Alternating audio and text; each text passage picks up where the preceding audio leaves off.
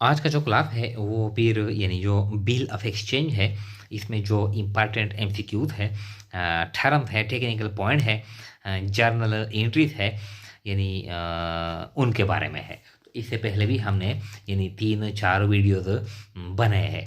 तो देखें क्या कहता है 561 का कहता है कि rebate on bill discounted is. Rebate यानी बिल डिस्काउंटेड पर जो हम रिबेट वसूल करते हैं, यानी ये बैंक की तरफ इशारा है। Rebate on bill discounted is क्या है? इनकम है, एक्सपेंस है, लाइबिलिटी है या एसेट है। हम एक एग्जांपल लेते हैं। फॉर एग्जांपल जो बैंक होता है, बैंक ये क्या करता है? ये जो फंक्शन है ये बिल डिस्काउंट करता है। बिल डिस्काउंट करता है।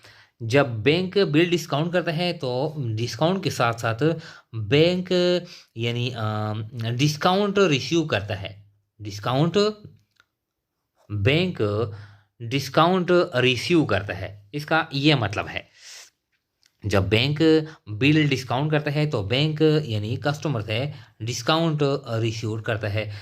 डिस्काउंट जब रिसीव करता है तो कभी कभार ऐसा किया जाता है, हम मिसाल लेते हैं कि एक जो बिल है हमने डिस्काउंट कर लिया। मिसाल के तौर पर दिसंबर दिसंबर 5 2015 इस पे हमने डिस्काउंट कर लिया, बैंक ने डिस्काउंट कर लिया।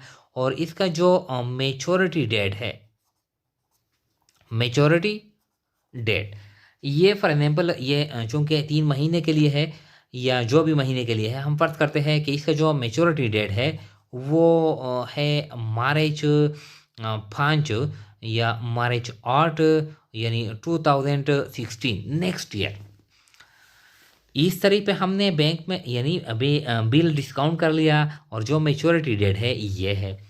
अब इस तरह पे हमने डिस्काउंट वसूल कर लिया, यानी हमने कस्टमर को पैसे दे दिए, हमने कुछ डिस्काउंट वसूल कर लिया। फर्स्ट करते हैं कि जो बिल था वो 6,000 रुपये का था, और हमने 5,700 रुपये कैश दे दिया और हमने 300 रुपये हमने डिस्काउंट वसूल कर लिया। अब जब हम यानी 31 दिसंबर 2015 पे जब हम प्रॉफिट एंड लॉस अकाउंट बनाते हैं, इनकम स्टेटमेंट बनाते हैं, तो ये जो 300 जो डिस्काउंट है ये सारा का सारा हमने नहीं कमाया है। ये कुछ महीने यानी 2 महीने बाकी है, 2016 के 2 महीने बाकी है। यानी इसमें हमने 31 दिसंबर 1 मंथ हमने कमाया है, अर्न है।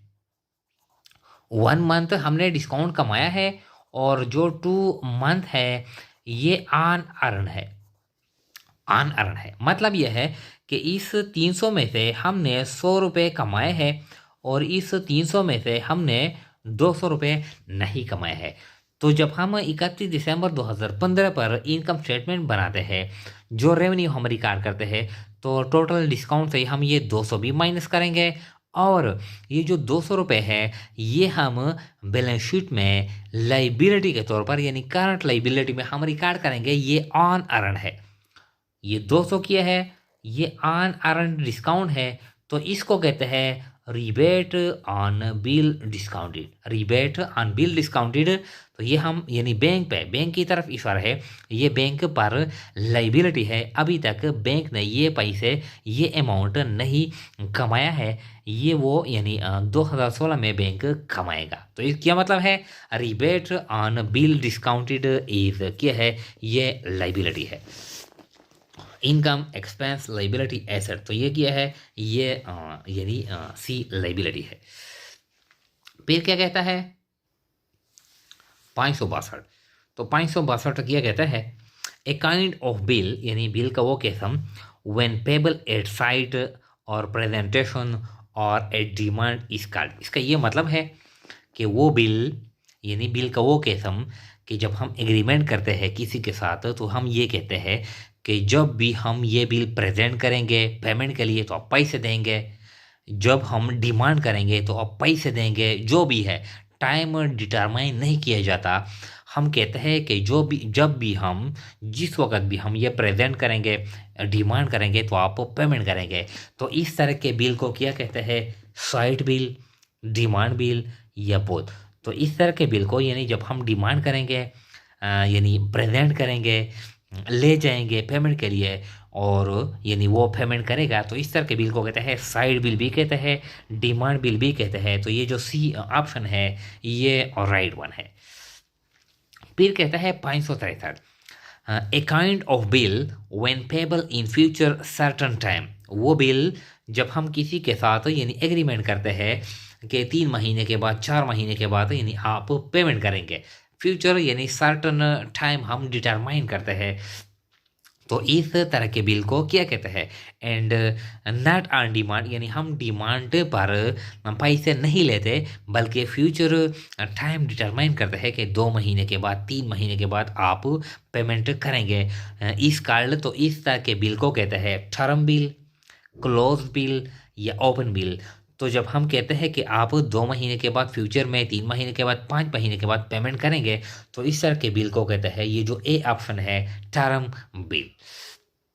हाँ, फिर कहता है 564 when no security is involved in the bill for giving guarantee। जब हम यानी बिल किसी पर ड्रा करते हैं और हम किसी से कोई सिक्योरिटी नहीं लेते, गारंटी के लिए हम कोई सिक्योरिटी नहीं लेते, बिल आज़ाद बिल है, तो दी बिल इज कॉल्ड। तो इस बिल को कहते हैं ओपन बिल, क्लोज बिल या क्लीन बिल। तो इस बिल को कहते हैं क्लीन बिल। जब हम किसी पर बिल ड्रा करते हैं और हम किसी से कोई सिक्योरिटी नहीं लेते, तो इस तरह के बिल को कहते हैं यानी क्लीन बिल।